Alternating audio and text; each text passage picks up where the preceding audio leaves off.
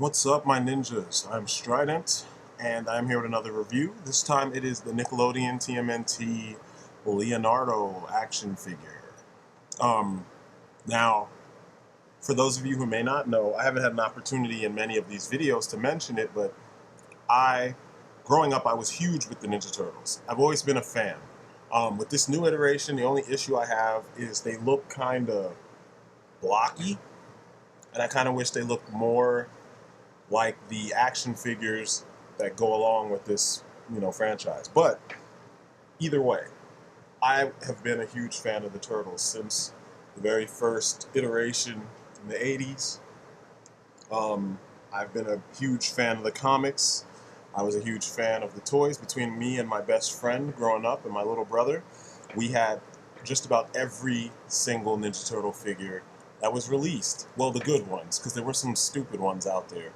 But I think the ones that I have pictured are some of my favorites. Leonardo is my favorite turtle. So I've got about 2 or 3 more Leonardo figures than I have of everyone else. Uh, but I love the turtles, man. They did a good job. And it's cool that you have, you go back and you look at the evolution. There's the original Leo. That is my second original Leo, because the original ones had rubber heads. That is the original movie one. You can see the dust that stuck to his skin because they had the quote-unquote real feel turtle skin, and that is tape that's like 10 years, 15 years old. That is the Next Mutation Leonardo. Yes, I had the Next Mutation Turtles. I still got all of them. I dug the figures more than the show, and that is the 2002 series Leonardo. I love that figure. Pretty good because it's a nice mix of the comics and the cartoon. And this is the NECA one, which in my opinion is the best Leonardo figure, period. And now, I have the Nickelodeon TMNT Leonardo. I dig this figure a lot. Just looking at him standing there, it's a pretty awesome figure. The sculpt is nice. You can clearly see that there's articulation there that wasn't present on previous Hasbro figures. I like the fact that it does things that it takes its cues from the NECA figure and just kind of scales that stuff down and makes it playable. Because the NECA figure is made out of kind of a brittle material. My Michelangelo, his hip broke just being up on the shelf from posing. So I noticed with a lot of NECA figures that's how it is. But I like how you can see, look at the proportions from the legs, the feet, where the knee pads are, etc. It's like they looked at the NECA ones and said, we can do the same thing.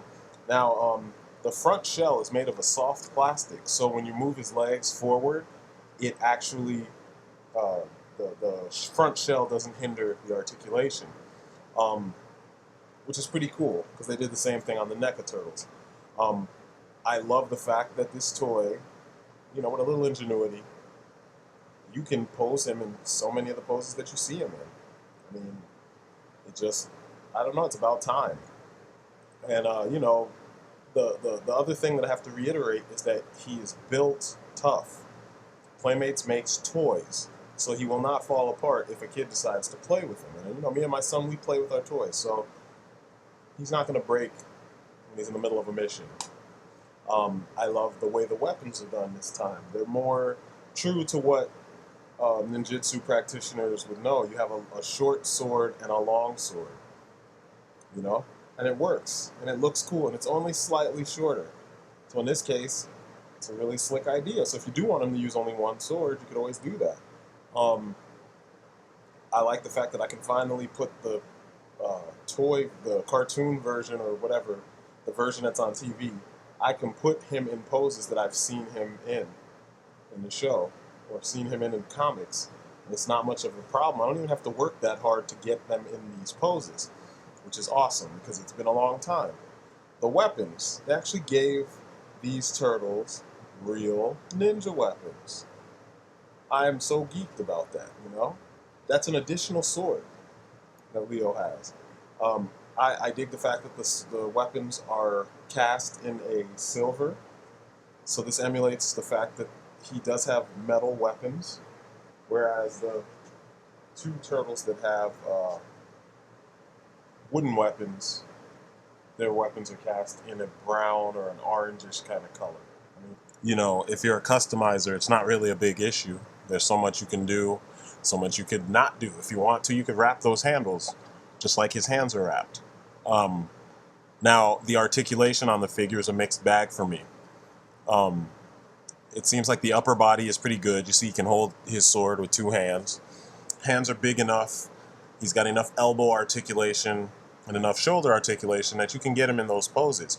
He also has swivels at the elbow joint, which is kind of nice. I just wish he had a like a bicep swivel. That would help a lot, because usually these kind of joints they tend to break under stress. So hopefully that won't happen. I love the fact that his hands are big enough to allow for holding all of his shuriken. I mean, for how long, you know how like some of the Ninja Turtles from back in the day came with shuriken, and you try so hard to pose them right and make them look cool, and it was like impossible to do, you know? Now, we finally can do it. And it doesn't look weird. I love it. I love it. I fucking love it. I dig the fact also that, you know, Leo's my favorite, and he's the most ninja-like of the bunch. And I love that. And I love the fact that his weapons are extremely common ninja weapons. You know, the right kind of dirks, the right kind of shuriken. Even the fact that he has the long sword, the extra long sword. That just, it sells it for me. I don't know, it seems like Playmates was paying attention this time. Now, for the most part, all the turtles do have the same type of body. So only their hands and their head, and I think one of them, their feet are a little bit different, but their bodies are typically the same. They're about the same height, about the same height. Mike is the smallest.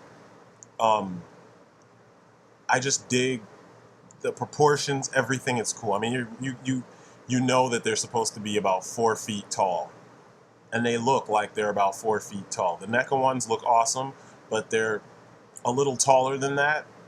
So they're short, but they're still, I don't know, they still look large for turtles. The fact that Leo has weapons that are the appropriate size.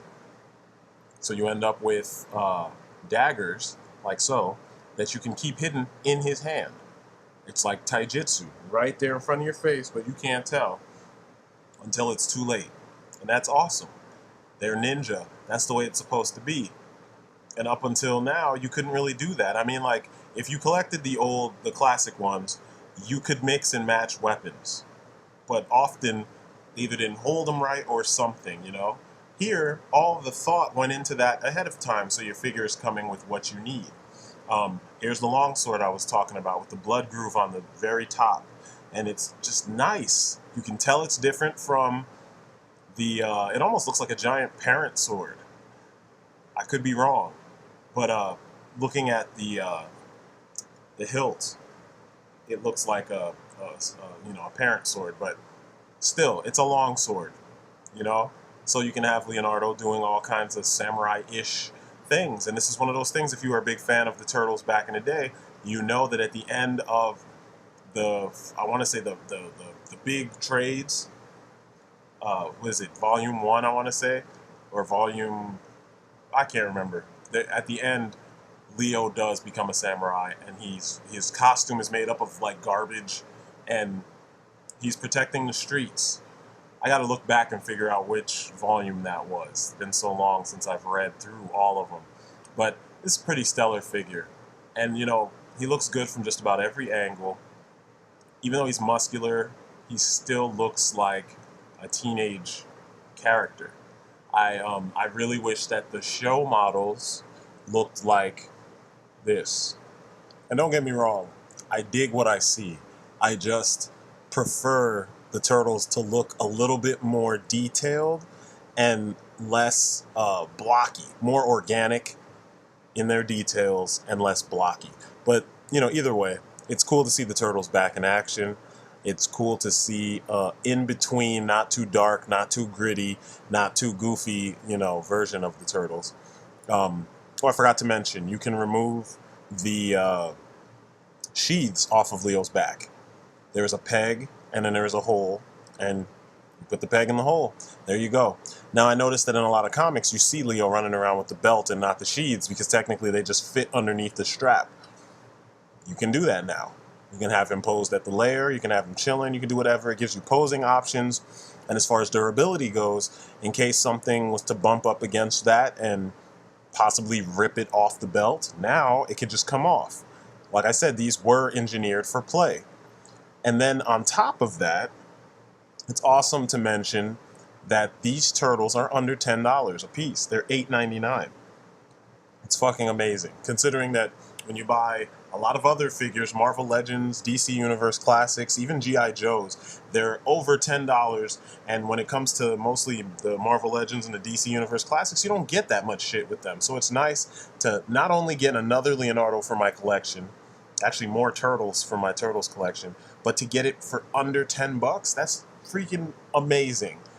And we're about to have a kid too, me and my wife. So, well, another child, I should say.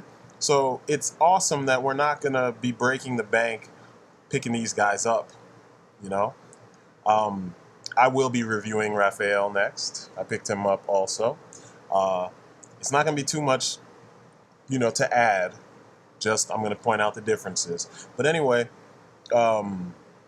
stay tuned for that review and other crazy other reviews from me and my homies. And that's my story, and I'm sticking to it. All right, guys? I will talk to you later. Peace outside.